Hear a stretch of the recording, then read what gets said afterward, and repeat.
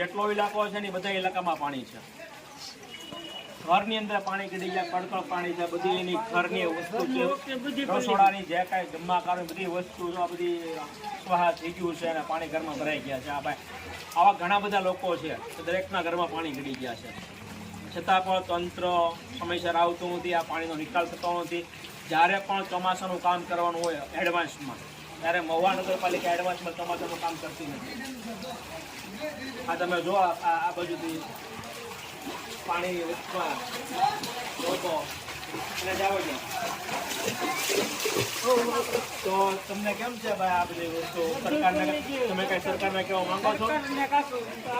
તમે છેલ્લા 25-30 વર્ષથી એક ને એક સરકાર તમારી પાસે છે તો એ સરકારને કઈ કહેવા માંગો તમે મહુવા નગરપાલિકાની અંદર? મહુવા નગરપાલિકાને કહેવા માંગીએ છીએ કે આ પાણીનો કાંક નિકાલ કરો. હું 4:30 વાગ્યાનો રાતનો જાગું છું, જે મારા ઘરમાં કોઈ વસ્તુ પડી નથી. બધા આવા જ્યારે વરસાદ આવે ને ત્યારે બધી સમસ્યા હોય, આનો પણ સમસ્યાનો નિકાલ થવો જોઈએ. લોકોને ખબર ન હોય પણ સરકારી જે સંસ્થા હોય નગરપાલિકા એ લોકો જાગૃત ચલાવવી પડે કે નહીં તમારા ઘરમાં પાણી ભરાય છે, આ હિસાબે પાણી ભરાય છે.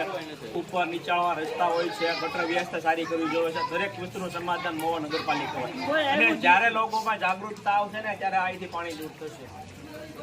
એટલે જાગૃતતાની જરૂર છે. એટલે પ્લીઝ તમે આ વખતે નવી જાગૃતતા લો. તમને બધાના પગે લાગુ છો.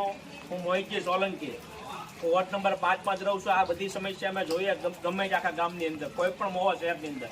ત્યારે અમે બહુ દુઃખની લાગણી અનુભવ. અમે કોઈ સત્તામાં નથી, અમે સમાજ સેવક છે, પણ સારા લોકો અહીંયા આવે અને મહુવાનું સંચાલન કરે એવી અમારે ઈચ્છા છે કે મહુવાનું કાંઈક ભલું થાય.